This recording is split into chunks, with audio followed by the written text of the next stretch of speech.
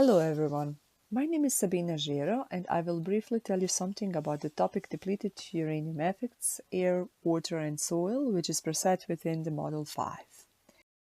In fact, I would like to highlight certain studies related to depleted uranium and say something about the environmental impact. Perhaps I would like to highlight the most mentioned ones, contaminated areas with depleted uranium. And specific to say something about the Gulf War and the Balkans see are they related to depleted uranium contamination. Depleted uranium was first extensively used by the United States forces during the Gulf War in Operation Desert Storm in 1991 and the Balkan conflicts during 1995 to 1999. It is reported as a result of military use, the inventory of depleted uranium dispersed into the environment and was about 320 tons in Iraq and Kuwait during the Gulf War in 1991 and about 3 tons in Bosnia and Herzegovina during 1995, 1 ton in Serbia and Montenegro, and about 11 tons in Kosovo in 1999. At least 30 countries have performed environmental assessment in the Balkans, analyzing soil, air, water, vegetation, and food samples. Environmental monitoring found small amounts of depleted uranium within 1 meter of the munition impact sites. In most cases, detectable levels of depleted uranium were limited to the impact hole. What can we say about contaminated areas with depleted uranium? Uranium originates from both natural and anthropogenic sources. Natural sources include the geological distribution of uranium in rocks, soil, and minerals, as well as anthropogenic deposition of volcanic eruptions. Anthropogenic sources, on the other hand, arise from human activities, including mining and mining operations, fertilizers use, nuclear fuel cycle activities, industrial processes, and accidents related to nuclear power plants. Furthermore, uranium contamination is intensified by various other anthropogenic activities, including the use of phosphate fertilizers, nuclear facilities, and military operations, which can accelerate the release of uranium into the environment.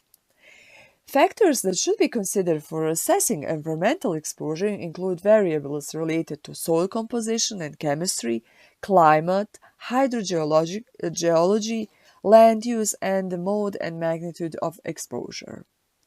Environmental monitoring includes conducting radiation level surveys and chemical contamination surveys with portable equipment and virtually always will include the collection of samples of environmental media. So I will say a little bit more about potential contaminated areas in Bosnia and Herzegovina with depleted uranium. Um, I want to mention the report, Post-Conflict Environmental Assessment, done by the United Nations Environmental Program in May 2003. And the publication entitled Depleted Uranium in Bosnia and Herzegovina. In mid 2002, the United Nations Environmental Program received an official invitation, this time from Bosnia and Herzegovina, to make a third depleted uranium assessment focusing on the use of depleted uranium during air attacks against armored vehicles, tanks, and artillery position in 1994 and 1995.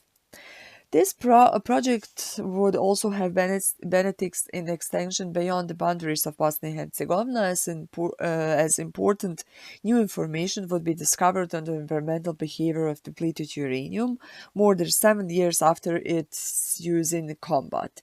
In order to assess the feasibility and safety of such an assessment so long after the end of the conflict, a fact-finding mission was undertaken from the 5th to 14 September in 2002. Following the success of this undertaking, the third depleted uranium assessment mission took place from the 12th to 24 October in 2002. In this paper, the uranium activity concentration, the collected samples in Bosnia and Herzegovina are reported in detail.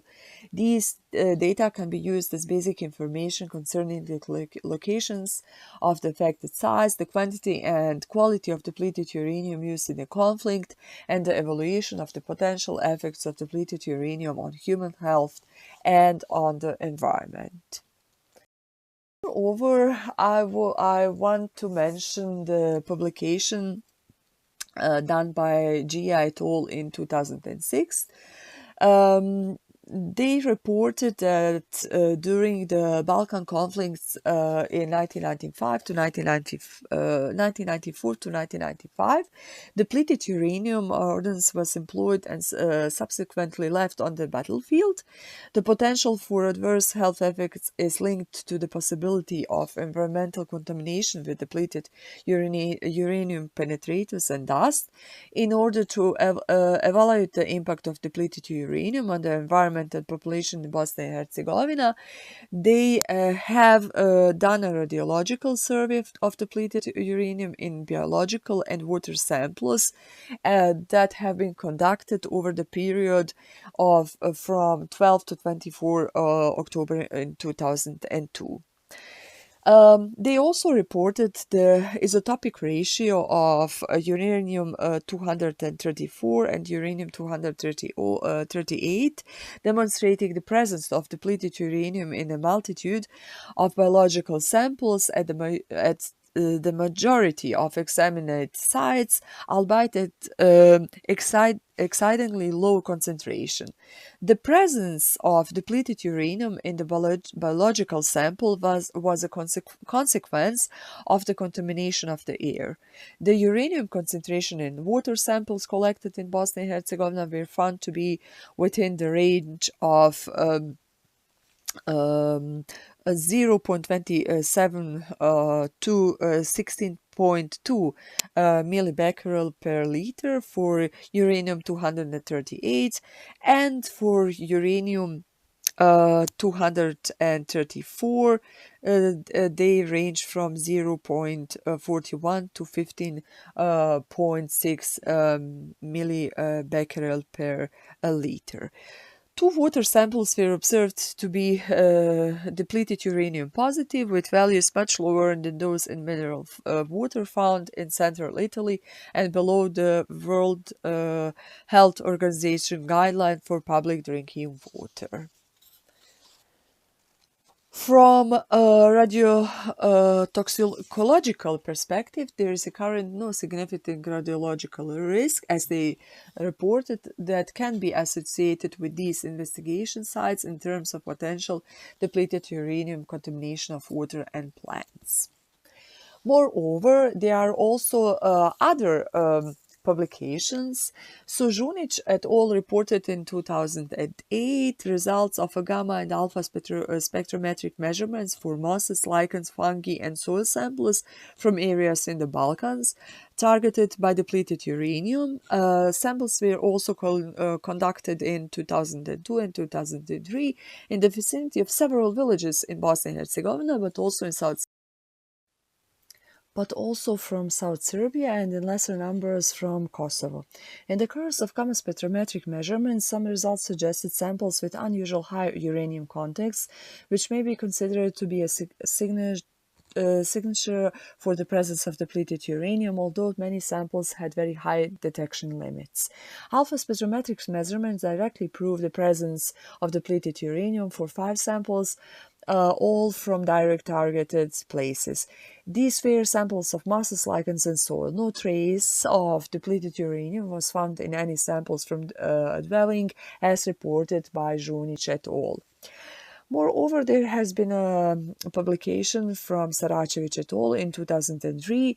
They reported preliminary results of measuring on the exposure, dose rate, and radioactivity levels in soil at locations from Hadžić in Bosnia and Herzegovina, and obtained results shows as follows: the presence of depleted uranium at investigated location, and also increased exposure dose rate from 1 to 2 orders of magnitude at some investigated points, and also contamination of soil by depleted uranium at points at which pieces of munitions with depleted uranium had been found.